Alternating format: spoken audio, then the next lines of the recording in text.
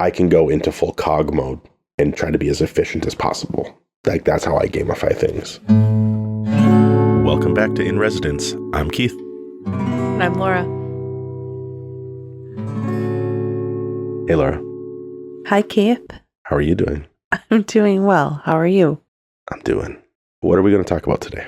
So today we're going to talk about goals and how to achieve our goals by gamifying our approach to goal. I'm trying to think what the word is. Is it achievement? Like goal achievement? Yeah, goal achievement. I'm like, what is the word for striving towards your goals? Achievement. Yes. And so the reason why we're talking about this, we have been working our way through John Acuff's book, All It Takes is a Goal. And there's a part of the book all about how do you work towards your goals by gamifying it, by making it fun. And as we were driving back from our vacation over in Green Bay, watching the Packers-Chargers, Keith and I were talking about it, and we got into a really good discussion, I thought, because I was a little, I don't know if the word is uncomfortable with gamifying, because I couldn't quite understand what that meant and what it looked like. But I also could understand the power of what gamifying could do. So for those of you that listened to the previous episode, we were in an Airbnb. We had this amazing game basement, essentially. Yeah. And there was one night that I spent, I don't even know how long I spent, but there was an old school video game thing with like joysticks and arcade machine. And it wasn't old school. It was a new one, but it had the old school games on it. So I spent hours. Is that an overstatement? Hours. No, I was waiting for hours for my turn. Playing Tetris because, well, one, spoiler, I am really good at Tetris and Dr. Mario. I've spent a lot of time playing Dr. Mario and Tetris. I'm very good at it. As a kid, yes. So I can beat most people at either one of those. So this video game machine had Tetris. What would you call it? Arcade machine. Sorry. Arcade console. I don't know. It's just the way you said video game machine just sounded so square. Yes. Well, I am kind of square sometimes. But the arcade machine. Yep. Learning. Had Tetris. And so I was playing it. And once I finally got the buttons down, I was playing and Keith was playing the Star Wars pinball machine, and the boys and Grandma and Grandpa were playing pool and all of those things. Yeah. I kept playing it. I was not dying. Like, I had 3 hearts and I continued to have 3 hearts. And I remember, Keith, you're like, I'm going to play after you. I'm like, cool. I did not die for so long that you went and you're like, hey, Mom, Laura's not sharing the machine with me. No, it was, Mom, Laura's not letting me play. And it wasn't that I wasn't letting him play. It's that you got to be able to like work through your whole turn, right? And yes, and I had to work through my emotions. You did. And you sat there, and I think you brought me a beer. That was very nice of you. Yeah. And so I kept going and going and going. And this is probably not the best high score. I have no idea. But I had like 60,000 points by the end of it. I'm like, yes. So anyway, I'm saying all that because you know those games that you're really good at that just catch your attention, that keep you going. Even if you have 2 hearts left and somebody else is like, hey, I want to play right now. And you're like, no. I'm going to keep going because I think I can get to 30,000, 40,000, 50,000, 60,000 points. So I understand the draw of gamifying and what games can... The power of games. Right? Yeah. But when it comes to gamifying your goals, I was struggling a little bit. And it seemed like you had a better sense of how that works and possibly how it works for you to do that. I was intrigued by that because I hadn't heard you talk about that before. So that is my long way of saying we thought it might be interesting to talk about goal achievement and how gamifying may or may not help you work through and achieve your goals.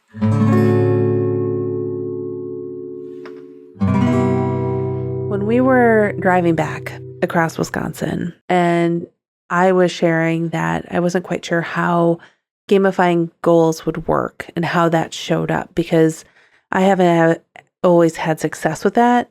And we can talk about maybe that in a bit. But it sounded like you have used gamifying to achieve goals. And I was really interested in that. So can you talk a little bit about how that shows up for you, how you use that power of gamifying to have you achieve things? I thought it was really an interesting perspective that you brought. Well, I think what you're talking about is how the gamification I do, like I'm thinking of like when I'm in the kitchen or laundry, dishes kind of stuff. I lean into how efficient can I be, how much of a cog, like assembly line. Like I have experience doing that kind of work. Like I worked in the kitchen for many years as, a teenager through my 20s, almost mid 20s. And then later like in a cabinet shop, right? And it was like, how efficient can you be in everything that you're doing, right? Because that creates more profit, right? And I've said it before, it's like there's something meditative about doing that kind of work, but not for like the long term. But so for when it's things like making a dish in the kitchen, right? Like if I'm chopping onions and carrots and celery to put in like the stock pot, right? I'll try to like, how precise can I be? That's my gamification, because it's a little subjective, right? Because it's not like a score, but it also makes me think if I'm trying to pick up, I might try to make baskets with stuff I'm either throwing in a laundry basket or in the garbage can. And I know you've seen me throw stuff at the garbage. It makes your head, what are you doing? And you're like, what's that? I'm like, I wanted to see if I could make it in, so I just try to have a little fun with it. But so to me, the kind of trying to be super precise is oddly kind of fun sometimes. But the tricky thing is we've also seen the other side of me where that turns into a weakness of mine where it causes me to hesitate and delay. Right? You over-index. Yeah. Sure. And so I think that's why when it's okay to do that, because you want all the vegetables to cook at the same time, right? In the pan, can I actually get them 1/4 of an inch with a knife, not with like some unitasker kitchen tool that if you just take a little extra time, you'll do it better by hand anyway, So yeah, I lean into that sometimes, but like even saying it, I'm like, oh, it sounds so unsatisfying. Like I don't want that to be my life. I don't want that to be my work, but I can go into that mode sometimes, and it's oddly satisfying to me sometimes. It's interesting though, as you're talking. So my sister was here, right? And her family, and one of our nephews, her child one was working through. So my mom brought out this game of it was called Peg Solitaire. Okay. So it was like this game that had it was like a big X. I'm thinking of like kind of like a cribbage board, but like it's sort of, but it was like an X, rows. And it was like a 3x3 squares on the end and a 3x3 square in the middle. And you start with an empty spot in the middle. And the goal is to jump either horizontal or vertically, and end up with 1 peg. Yeah. I got it down to 3, which is pretty dang good. And it's from like the 1950s. It's from my grandma's house. By this morning when I went over to have breakfast and hang out a little bit, child 1 had figured out how to do it and memorize the routine, because you have to do it in a specific order and memorize and perfect it to win at the game.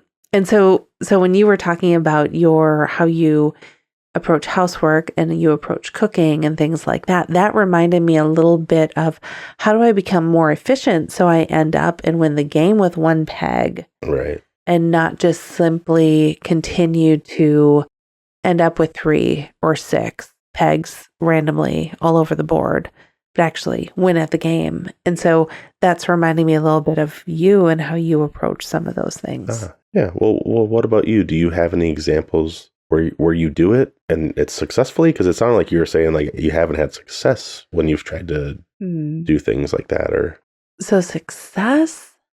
I mean, I'm not trying to put words in your mouth. It's that's kind of what it sounded like. So when I was thinking about the goal setting, the one thing that I was thinking towards was health and wellness type goals.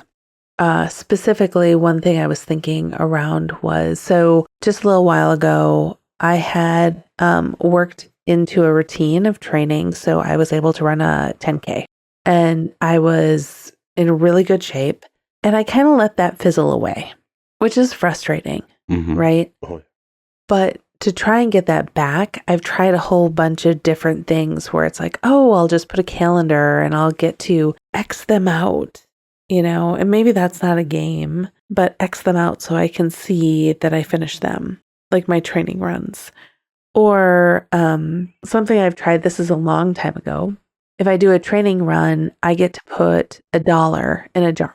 And at the end of when I run my 10K, then I can use the money that I collected through each of my training runs to be able to buy a new piece of clothes or to go out and celebrate at like a steakhouse or, something. And so I've done things like that, but I don't know if that's really gamifying, but it kind of is, right? It's creating an incentive, right? Yeah. And so I don't know if I've been very successful at figuring out how to gamify something where I don't just let it collect dust after about 5 to 10 days. I don't know if what I said was really gamifying it either. It was more of like holding myself to a standard, right? So I don't even know. No, but I do think you create like a sense of play with it. Yeah. And I don't know if that's part of the gamifying piece, but you do create this sense of, I wonder if I can do it faster. I wonder if I can do it more efficient. And that sounds a little like a drag to some people, I'm sure. But for you, that lights you up. Yeah. I mean, because like when I was a kid and I would play Sega or something, there was like an X-Men 2 game and I could run through a level. I figured out how to get through levels fast, and it was almost like I could just jump from place to place and I wouldn't have to like break stride or stuff. So things like that. There's something about the efficiency of it that really, it's so interesting that I'm kind of hardwired for that, Do you think, so I'm thinking like growing up, our childhood, right? We played Mario. Yeah. If you got to a certain place, you could warp, right? To what was it? 4. And then 4 to 10? 9. 8. Oh my gosh. I feel like I'm betraying my generation. Nah. But there's these places that you can warp. And if you actually decide to try and go through and like get to 6, you're like, where am I? Yeah. Right. Like it looked weird because you haven't done it because you knew all of the efficient ways to work through that board to beat the game. And I get that. And then another part of me is thinking like, but isn't the process, isn't like the journey, the point kind of thing? It's like, maybe I like, why wasn't I the kid that was looking to complete the completionist, right? I did every level, But is that the perfection? I'm not sure. I didn't feel that. I'm wondering, I feel that kind of stuff now, but back then I didn't. That's interesting that you said the perfection. Right? Because the perfectionism crept in maybe a little later. Or was the perfectionism that you were able to get through it in the shortest amount of time possible? It's subjective, I guess. That's kind of a subjective thing, but yeah, interesting. But like thinking, like going to, like I think about like a 5K, right? Yeah. So I want to run a 5K. That's kind of my goal right now. Yeah. So over the winter, what I want to do is I want to train. I'm going to train indoors. The other 5Ks and 10Ks I've ran have been outdoors. I've trained outdoors. It's been spring and summer and fall, done them outdoors, and it's all kind of fizzled when I have to come in and face a treadmill. Yeah. And there's snow on the ground now. And there's snow on the ground. Yep, it snowed today. So there's snow on the ground. And rowing and weightlifting is great. Those are some of the things I really enjoy doing. But I do really want to get back to the place where I'm able to run a 5K in a comfortable way, in a time that I'm not like, oh, that's more of like a time that would be if I walked it. Yeah. Was that something that we talked about before? Because I think so. I ran in high school. Funnily enough, I did track for 2 seasons. I did cross country junior and senior year, and that competitive part of me, I was always, I was not the fastest kid by any stretch of the imagination, but I was always, racing against my time. And I remember when you started becoming a runner, Yeah. that was kind of foreign to you. It felt like, Oh, yeah. I mean, I know you're competitive, but like you did tennis. Yeah. It was different. It's different. Tennis is short sprints. Yeah. I mean, you have to be in really good condition. Yeah. But it's short sprints. But I remember ball placement. talking to you, or we were having a conversation, and I was like, well, you just have to time yourself. And you were like, I don't want to, or so. It was something like that. No, I didn't, because you wanted to know how I'm like, what are your my splits were. Yeah, what your I had no idea what a split was, by the way. Yeah. But I do know, because I was starting to just do timed runs.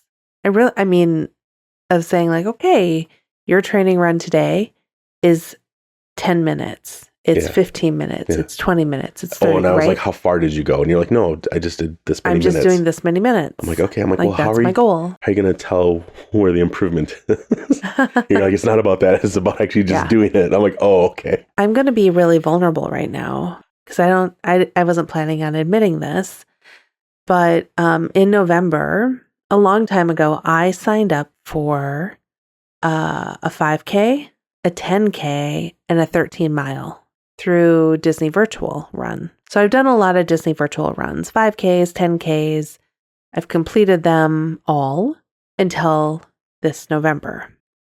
So I had a 5K. My medal is here. I have a 10K medal. I have a 13-mile medal. And then I have my Figment medal, which I really... So this is maybe gamifying. Mm-hmm. I wanted that Figment medal. Right. So for those of you that know Disney World and know Epcot, I can't even remember what the ride is. It's Imagination. Yeah, but it's Figment. Yeah. And it's this purple dinosaur, right? He's a dragon. A dragon? Is he a dragon? Yeah, I think Maybe so. he is a dragon. Okay, so this purple... Tell us in the comments. Yeah, somebody tell us in the comments. But he's this purple dragon. I'll say dragon. I'll go with Keith. He's normally pretty right on those things. And so I could get a medal, a Figment, if I did the 10K and the 13-mile in the same weekend. Then I would get this bonus medal with Figment on it. I went for it, but I didn't go for it. Does that make sense? Like, I signed up for it in like May or whenever it opened. Yeah. And I was not in any state to run a 10K or more. Yeah. Back to back. I just wasn't. Yeah. So I'm being vulnerable sharing that, because the game part of it got me to sign up for these races. And now here I am with medals and shame around these medals that I don't deserve to put on my wall with my other medals. They're not on the wall. They are not on the wall. They are in the box. You're waiting. In my closet. I put them in my closet today. Oh, no. I put them in my closet today. I know. But I want to earn them before I put them on my wall. Does that make sense? Like, yeah. I mean, I'm not going to put them on my wall if I didn't actually run it. Yeah. I'm just not. I feel like a fraud by even just having them in the house. But I think that's the thing that I want to work towards. And I don't think I've told you that. Have I? Not in a while. Not in a while. I mean, we've talked. I think we talked. Yeah. But I'm going to try and figure out how to complete some of those on a treadmill. That's my goal. Yeah. Well, you can. That means I maybe should start using the treadmill. Yeah. And not just the rowing machine. And you can figure out a way to gamify it. Okay. So tell me how. How do I do that? What are the length of the races? A 5K, a 10K, and then also a 13-mile. Okay. So a distance. Yeah. And it's, you can... I mean, they have a training plan on Disney.com. Yeah. I could download that and I could pin it up by the treadmill. Yeah. I mean, get after it. I don't know. I haven't trained to run in a long time. Just get after it. I don't know.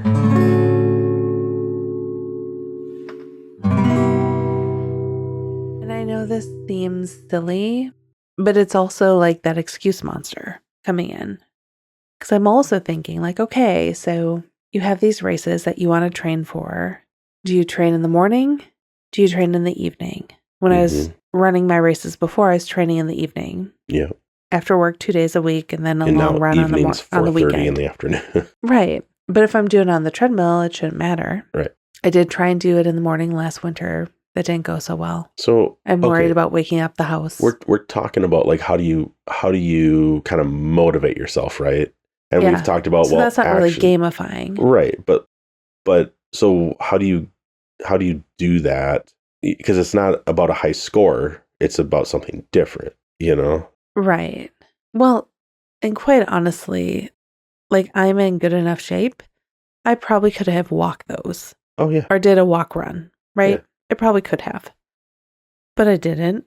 Yeah. Because I wanted to run them. Oh. I know that sounds so silly, right? Well, it sounds typical. Of people. Am I typical? No, it sounds like like, well, I can't do it the way I want to, so I won't even start. Yeah, that's fair. I will say, so there's a podcast I listen to called Not Your Average Runner. And she talks a lot about if you're running, you're a runner. If you walk and run, you're running. Mm-hmm. To try and take out the shame from not being, what's a good time on a mile? I don't even know. Because I'm like, I mean, a 12 to 14 minute miler, typically. And that's basically walking, right? Like people would say, like some people would say 14, it's basically walking. I mean, they broke the 4 minute mile. I mean, that's like Olympics. What does an average person do? 10? Probably 6. 6? I mean, young, fairly, like I've always been a big guy. When I ran the mile as a young kid, right, in high school, and same with like my splits for cross country, like 6 minutes was like my best. Like 6:13 or something. Dang. Okay. So like that's not gonna happen. I have no intent of ever wanting to really do that. It all just depends on the person, I think. Yeah. And you never know. Like that's why I was like, oh well, what's your split? Because then you can work on the easy part of that is if it was 13 minutes, okay, how do I get under 13 minutes? And I do think that I'll be able to get my splits. I don't know if I can do it. Anyway, it doesn't really matter. Sorry. I'm getting way in the weeds of the mechanisms of how to figure it out. Mm-hmm. But I think I'll be able to dig in maybe and make some progress on this. Maybe it's even just knowing that those medals exist. Maybe it's taking them back out of the closet, even though I put them in the closet, and putting them somewhere where I can see them. Yeah, I'm working towards them. I don't know. I mean, to me, what's interesting is we're talking about this gamification thing, and part of me is thinking it's a little more simple, and you simply just need to confront the goal. I just need to start working towards it, right? Hold yourself accountable, responsible, all those things, you know. And then as you're doing that, when you're feeling, where do you put the tired kind of thing, right? Right. And then that to me, like that's the game. Like what are the techniques I can use to keep myself going?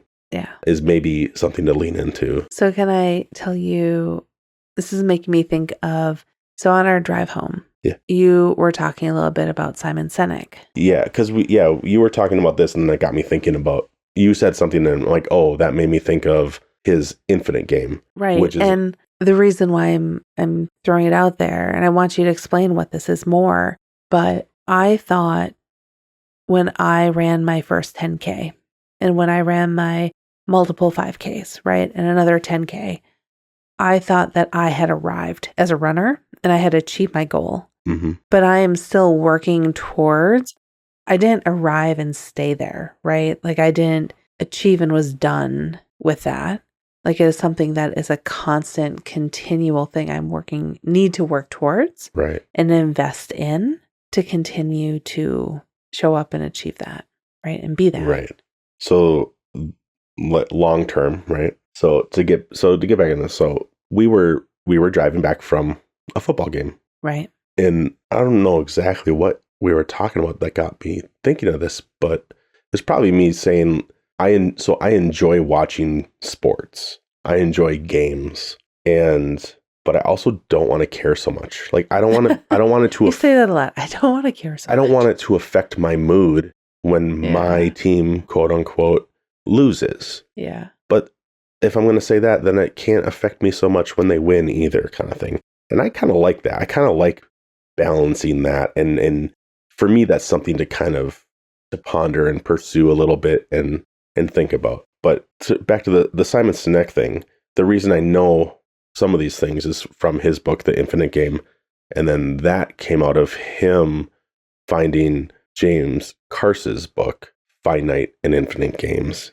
So I was talking to you about a finite game is like the football game. Right. It's got two opponents. Yep. 4 quarters. No, well, yeah, a set amount of time. Like games have, so in general, like there's at least two players for finite. You know, and Simon Sinek, he explains this way better, but there's rules. There's, you know, or regulations if you want to.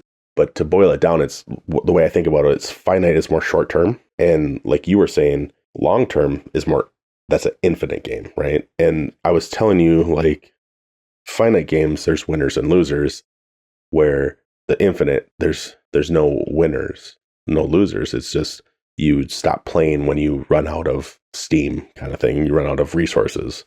And he goes in the first maybe chapter of the book explains this really well. And he's talking about it as in leadership and in business and things like that. But I think I said, like, I gave you the example, like you don't win at marriage. Like it's a collab. It's a collaboration, right? Yeah. And so when I think of that stuff, I was just talking about that because I thought it must have gone hand in hand with like goals and gamifying, and I was probably talking about how I want to be better at my long-term vision, my long-term arc, and my patience, and being able to set things up, because the things that you and I talk about, like for projects, is we're looking for community and to create connections, and that's like an intimate thing. Like it's just something you're always doing. But there also is a time and space for me to go watch a baseball game, a hockey game, football. Like I like watching people compete, you know, as long as like you know what the intent is. The thing is that some people show up, he goes on to talk about, people will show up to an infinite game and they're thinking about it as finite. So like winning at business, right? Whenever, you know, it's like, can you really like, yeah. And he goes into that and he gives all these examples. Like if people are interested, just go read his book. So I started talking to you about that, but what's interesting is that you're talking about that, and I'm sitting here and I'm like, okay, so yes, you can win a race, right? I'm never going to be in contention to win a race. I'm just not. Mm-hmm. It's not my goal either. So that's a little freeing. Yeah. But you don't win at runner. Like I want to just be a runner. Yeah. Yeah. I don't win at being a runner because that's not my goal, right? Same thing, like I don't win at being executive leader at my business. I'm a leader, right? It's not my goal to win. If it's my goal to win, I'm probably doing it wrong. Yeah, your goal is to show up and be generous and collaborate, lead, and right? Yeah. But you made me think of too something that I think you and I have talked about quite a bit is you don't like win at marriage. You don't win at being a parent. Yeah. Right? You don't win at being mom. Yeah. And I think that's interesting because the game isn't that you are trying to be the best and keeping up with the Joneses, right? And I think social media sometimes, maybe this is some of my reluctance to it too, is that sometimes I think everyone thinks everyone else has it figured out, that they're winning and that I'm not. Right. Right? That they have it figured out and I don't. They found a way to take a family vacation with smiling kids and mine are not. Right. Comparison, right? And that's finite. Right. And so I think there is this thing as you're talking that I think is really an important thing to decipher, that there is this feeling that sometimes what you're doing and how you're living and who you are is an infinite game, that you're continuing to show up and be you and work towards what it is you value and you believe in, but you aren't necessarily going to, let me rephrase that. It's not going to be fulfilling to be in a finite game against yourself about being the best mom, the best wife, or partner the best, right? Right. X, Y, or Because Z. what metric do you base that on? Right. And if you see, I mean, how many conversations have you and I had about different things where I'm like, but Keith, other families take pictures out amongst the fall leaves in matching outfits with their dogs. Yeah. So don't we need a dog, a photographer, and autumn leaves for us to be happy and to win at this family thing? Right. Right? It's been a while since I felt that from you. Yeah. Thankfully. Yes. But do you know what I mean? Like that Yeah. feeling of... I don't like that feeling when that happens. Right. That pressure to perform kind of for others. Right. I like, and there's nothing wrong with doing it, though. If people want to do it, but do it for you. Right. Don't do it because you think you have to do it to win. What I just said there is I don't want to perform for others, but part of me does. I want to perform for others by showing up. I want to show up and help people, right? Like make a change for them because I want to make a change, right? And I want people to... But then, so right when I said it though, I'm like, oh no, but I want to show up for other people, and that's performing, I guess. Like the way I think about like going in and playing guitar, performing, like that's showing up for people, right? To share something with people, and share community with people. I think sometimes people are simply sharing. Yeah. But I think where I get stuck is when I'm interpreting and seeing what everyone else is putting out there and feeling like that means I have to do something different. Yeah. That's you know what I'm saying? That's what I was trying to say. Like because that's when you say to me, hey, we need to go do this, and this, and this, I feel that weight of, oh, I'm not enough. And now you're going to make everybody see me. Like, don't you know we should be going you feel that weight to Florida and take pictures in the airport and then go scuba diving and take pictures there too. Yeah. And then go to Disney and put on our ears together. Yeah. And there's nothing wrong if people are doing that. No. That's not, but your point We've been to Disney with our ears. Well, my ears. Your ears. My ear. I mean, hats I don't love fit me. Disney. I love Disney. That's like another little lore tidbit. Everybody knows. You've talked about it a lot. Really? Yes. Well, I haven't talked about it enough. Okay. Because I don't remember. We're going off the rails here. All right. I'm sorry, honey. So what are we trying to talk about here? So we were talking about gamifying goals. Yeah. And then we were talking about finite versus infinite games. Yeah. And we just talked a little bit about what that looks like when we apply it to lifestyle type things like family, marriage, life. Yeah. I think what I was maybe getting at was like, and I might have already said it, but it's like knowing which arena you're in. Okay. Tell me about what arena. Which arena? Am I in a finite game situation? Okay. Or am I in an infinite game situation? Like, I don't want to show up to our relationship thinking of it as a finite game where I need to win. Right? Right. Like, think about if we're having a disagreement, right? They usually go poorly when one of us is trying to make the other person see why we are right, It's fair. And so knowing, that's what I used arena. So knowing. It's like, what arena are we talking about here? Knowing which one and showing up appropriately for either, I think is a key. Yeah. And I think that's more important than what tactic can I apply to gamify my goal. But it's probably just because I didn't get that far in the book yet to know of some of his awesome tactics. The truth comes out. I'm just kidding.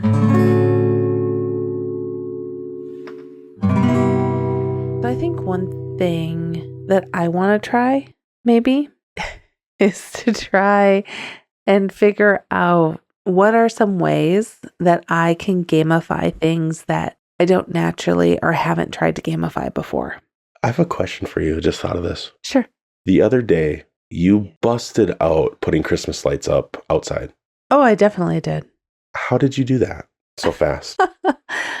Okay, well, what was going through your head? You're like, I just got to get this done. I just got to get this done. Or I'm just doing this. I'm simply doing this. No, because if I'm going to put Christmas lights up outside, I want to put them up early enough in December that we can actually or it's not even December, but between Thanksgiving and Christmas, I want to put them up early enough. You got it in just in time before it snowed. So I did actually, so that we can enjoy them for the whole month. I know. But the reason I I was able to bust it out is because I knew I had limited time. You were choring when I got home. Yeah. Right? You were doing dishes. Yeah. And I came in, I'm like, I'm going to do as many lights as I can. Oh, while I was doing the dishes. Before, you said that. I did. forgot. I said, I'm going to do as many Christmas lights as I possibly can before you're done with the dishes. Yeah. And then out I went. So you gamified it. There we go. I guess that is gamified. Yeah. See? I totally forgot that you said, because I had my AirPods in, and so I was pausing. I'm like, what are you doing? And you're like, I'm going to see how many of these things I can do before you're done with the dishes. So you gave, wow. You're right. I did actually, didn't I? I'm so obtuse. Well, so am I. I had no idea. But I didn't get all the lights I typically do put up. Yeah. But I did enough that it's festive. It's festive, right? I didn't get all the stuff out there, but I got quite a bit. Swept the box elder bugs off the sidewalk. So I think you just said something that would really apply to what we talked about last time. Okay. What's that? Like working towards getting things done on your project, right? You didn't do everything. You did what you could get done in an allotted amount of time. I did about half of what I typically do. Yeah. So maybe something to gamify, right? This, since that's kind of what we're talking about. Mm-hmm. If I was to, because you often, once I get home from work and we're like hanging out and doing things, you often have stuff that you are doing. Either you're working on the podcast, or you're doing dishes, or doing laundry, or listening to a podcast, right? Doing your own self growth work. A lot of times, like now that you're closer to home with work, you sometimes get home before I'm ready to stop what I'm doing. Right. So maybe this is something that I could try, or I'm willing to try. Maybe I try this for the next week or next 2 weeks, right? How long does it take to make a habit? 30 days? I don't even think it's that long. Okay. So maybe something that I do is in the evenings, maybe I take a half hour, I set a timer, something like that, like on my phone. Yeah. Just a 30-minute timer. What I'm going to do is I'm going to blog, ideate, journal, work through some things, revisit my notes from the How to Begin book related to my project, all the stuff. And maybe if I did that every single night for a half hour, that would be quite a bit of time over a week, wouldn't it? Yeah. 3.5 hours? Mm-hmm.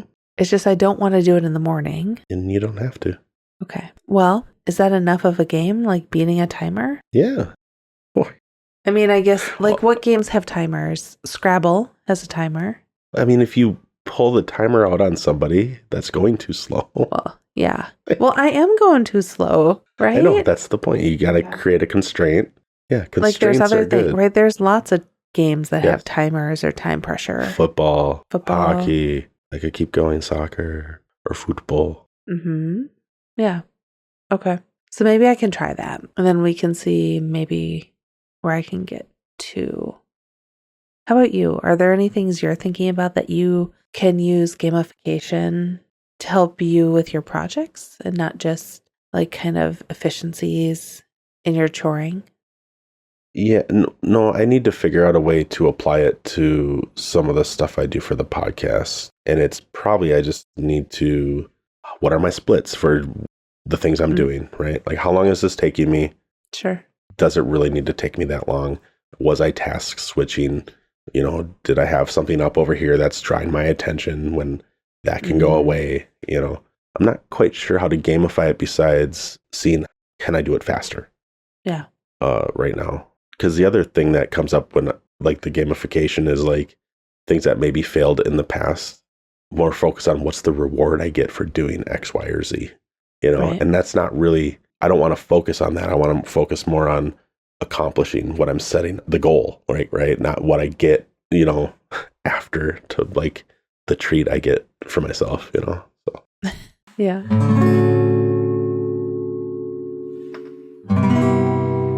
You, what is your favorite game? Like board game, video game? What is your favorite game? I'm gonna share mine too. I really do enjoy playing Settlers of Catan.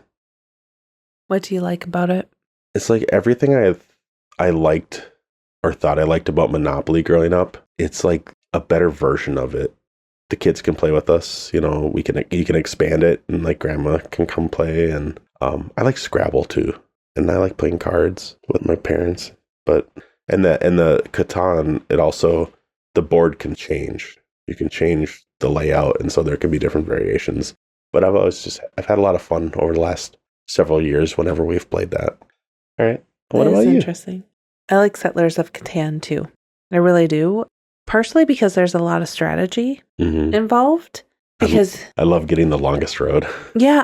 Gosh, you double down on that. You and I battle on that.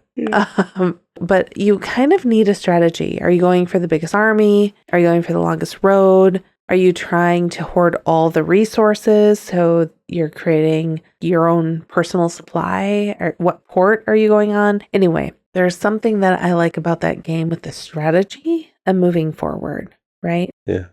I also really love, and this is going to sound so silly, but I'm going to say it anyway, the game Clue. Oh. Like the classic. Yeah. I don't know if you know how much I love Clue. I think we played like 20 years ago. I think we might have played Clue. Oh, gosh. I love that game because you're trying to, it's like a puzzle, right? That's probably why everyone knows I love puzzles at this point. But it's like a puzzle. You're figuring out clues and you're putting it together, and it's like, who done it, right? So that's what I really like about that game, is that you're piecing it together little by little based on the information that you have.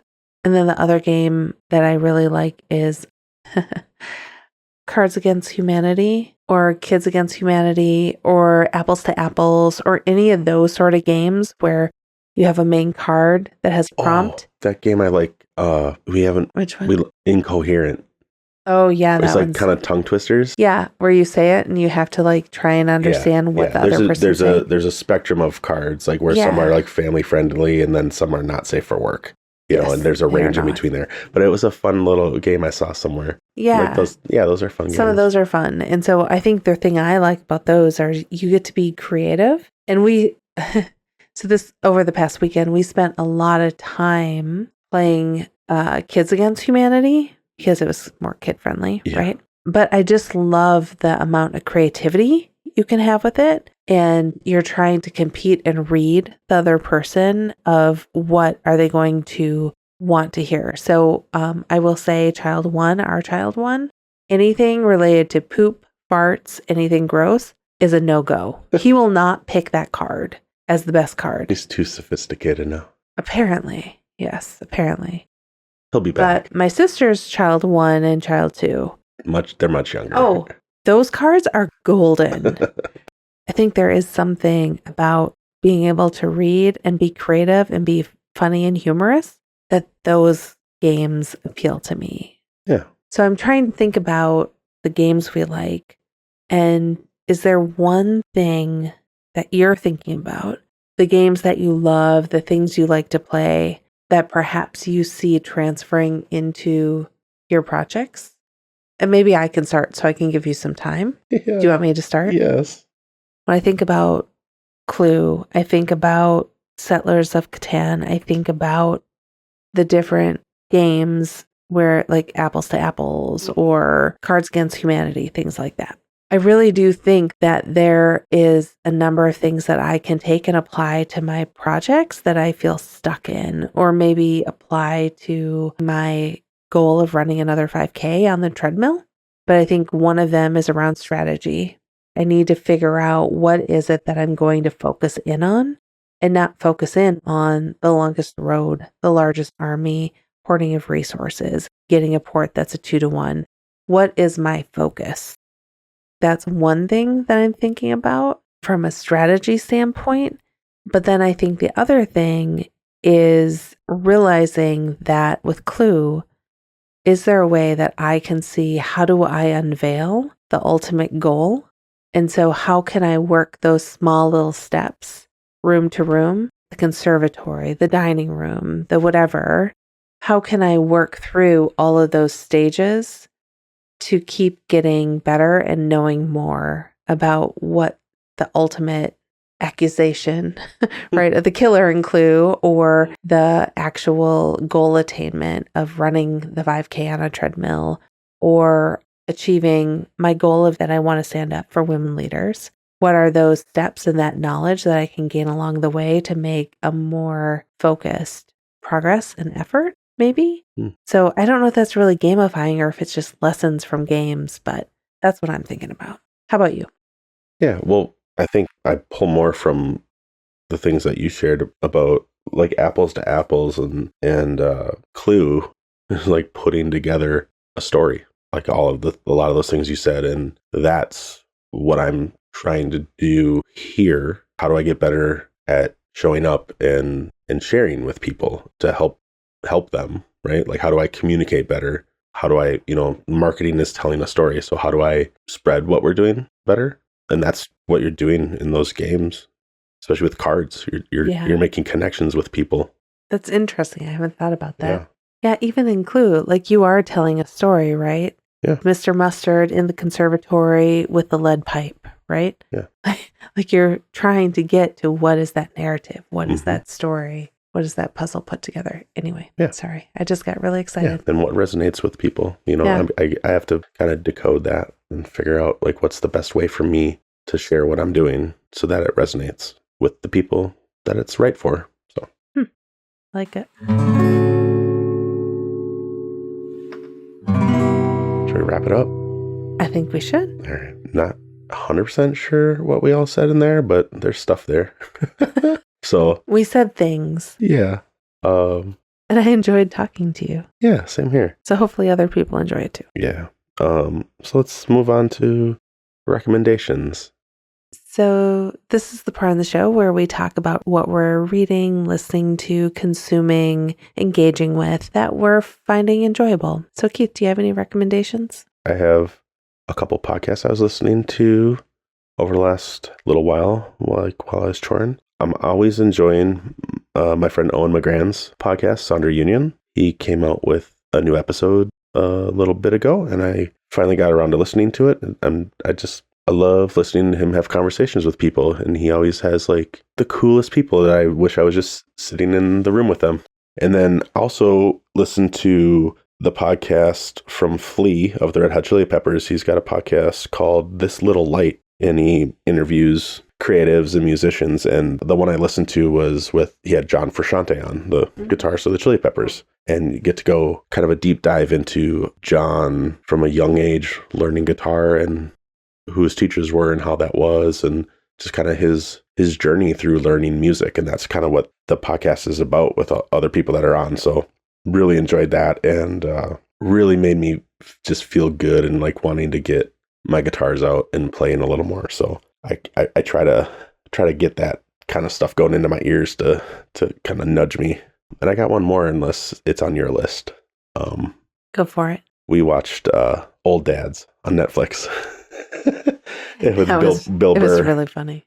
I was laughing pretty hard. It was a good comedy, and they're like 50 somethings, and they're all like have like little kids, and I'm like, oh, I'm glad I was young when we started having kids.